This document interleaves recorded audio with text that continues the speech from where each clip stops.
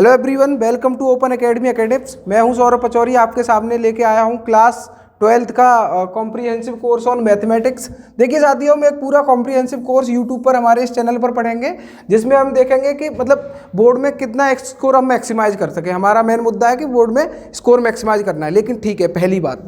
लेकिन साथियों दूसरी बात यह है कि मैथ को हम एप्लीकेशन बेस्ड पढ़ना चाहते हैं। मतलब कि मैथ मैंने पढ़ा, मान लो मैंने कोई चैप्टर पढ़ा, इनमें से कुछ भी लिखा हुआ है, ये जो लिखा हुआ है इसमें से मान लो कोई सा सही, चाहे ये सही या कुछ भी ये सही, ये मेरे काम कहाँ आएगा, पहला मुद्दा ये है।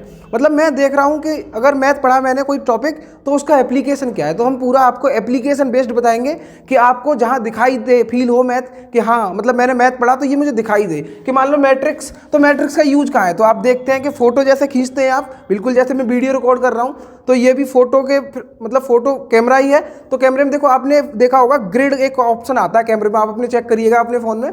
तो ग्रिड ऑप्शन में क्या होता है, ऐसे लगे हुए होते हैं, ऐसे लाइन बने हुए होते हैं टेबलर फॉर्म में, टेबल के फॉर्म में, ठीक है। तो वो बताता है कि कौन सा हिस्सा फोटो का किस कौन से वाले बॉक्स में जाना है, तो वो मैट्रिक्स बताता है। ऐसे ही मैं हर एक चीज़ का जो भी टॉपिक पढ़ेंगे उसका प्रॉपर एप्लीकेशन बताऊंगा और बहुत इंटरेस्टिंग तरीके से पढ़ाऊंगा।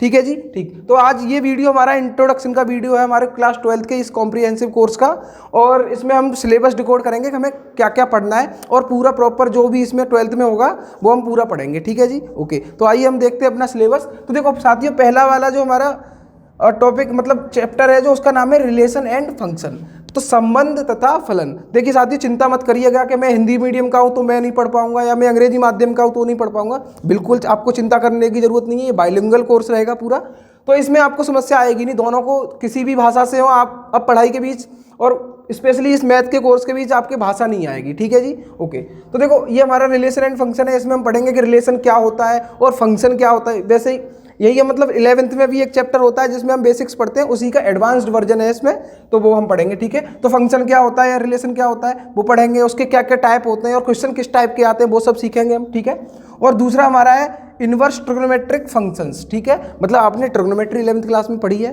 बिल्कुल।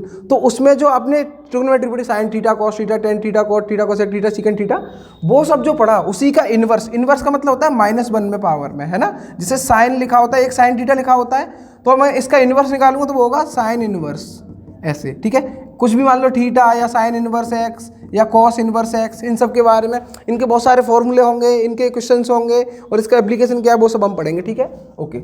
अगला है मैट्रिक्स। मतलब ये इस फॉर्म में लिखा जाता है कि जैसे एक मैट्रिक्स बनाते हैं, उसमें कुछ एलिमेंट्स लिखते हैं, है ना। तो वही ये हम पूरा पढ़ेंगे। इसी का एक वैल्यू निकालनी होती है जो मैट्रिक्स की, वो हमारा डिटर्मिनेंट होता है। ठीक है, और हमारा फिर कैलकुलस का पार्ट आता है साथियों, जिसमें 11th क्लास में हमने पढ़ा हुआ है लिमिट और कॉन्टिन्यूटी के बारे में, लेकिन इसी का आगे का हम पढ़ेंगे। तो उसमें हम पढ़ेंगे कॉन्टिन्यूटी एंड डिफरेंशिएबिलिटी, अवकलनीयता, और इसको बोलते हैं कॉन्टिन्यूटी को सततता। कोई भी चीज़ सतत है या नहीं, मतलब कॉन्टिन्यूस है या नहीं, एक तरीके से चलती है या नहीं, वो पढ़ना है। दूसरा जो हम डिफरेंशिएशन पढ़ेंगे, मतलब ये डिफरेंशिएबिलिटी है, इसी को डिफरेंशिएशन बोलते हैं। अवकलन जो हम किसी चीज़ का करते हैं उसको डिफरेंशिएशन बोलते हैं, जो मेथड होता है करने का उसको। ठीक है, उसी के हम एप्लीकेशन पढ़ेंगे। जैसे आपने किसी का बर्थडे है मान लीजिए, तो बर्थडे में क्या करते हैं आप, गुब्बारे फुलाते हैं। तो गुब्बारे में क्या है कि जैसे गोलाकार मान लो कोई गुब्बारा है, तो मतलब स्फेरिक है, तो उसमें आप देखेंगे कि जैसे जैसे आप फूंक मारेंगे या फिर हवा भरेंगे उसमें किसी भी तरीके से, तो वो उसका साइज बढ़ता जाता है, उसका रेडियस बढ़ता जाता है। किसके साथ बढ़ता है, टाइम के साथ। तो हम पूरा एप्लीकेशन बेस्ड पढ़ेंगे, तो इसके एप्लीकेशन पढ़ेंगे बिल्कुल डेरिवेटिव के। ठीक है, आगे हमारा इसी कैलकुलस में आएगा हमारा इंटीग्रल, मतलब इंटीग्रेशन। तो डिफरेंशिएशन का उल्टा होता है इंटीग्रेशन। जैसे अगर आपको डिफरेंशिएशन आ गया, चिंता करने की जरूरत नहीं है, तो आपको इंटीग्रेशन भी आ ही जाएगा। मतलब आप ऐसे समझिएगा कि मूवी देखते हैं आप, तो उसमें जैसे मान लो एक गोविंदा की मूवी, शायद आप बच्चों आपने किसी ने देखी हो, स्वर्ग मूवी है, या फिर कोई भी मूवी ले लो आप, उसमें मान लो एक परिवार है, तो वो मान लो पहले टूटता है, बिखर जाता है, तो वो डिफरेंशिएट हो गया, मतलब अलग अलग होना।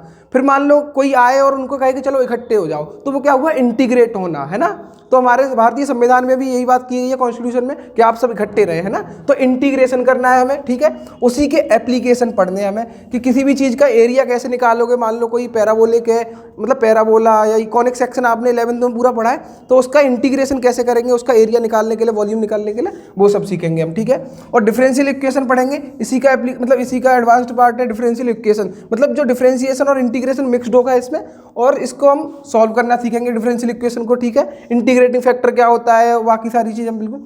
फिर हमारा आता है वेक्टर अलजेब्रा। तो इसमें हम देखो फिजिक्स में या मैथ में थोड़ा बहुत आपने 11th क्लास में पढ़ा होगा कि वेक्टर वो होते हैं जिनमें मैग्नीट्यूड और डायरेक्शन दोनों होता है, तो वही उसी की चीज़ें हम बिल्कुल इसमें पढ़ेंगे कि मतलब वेक्टर को पूरा पढ़ेंगे, ठीक है। फिर हमारी बात आती है 3 डायमेंशनल ज्योमेट्री की।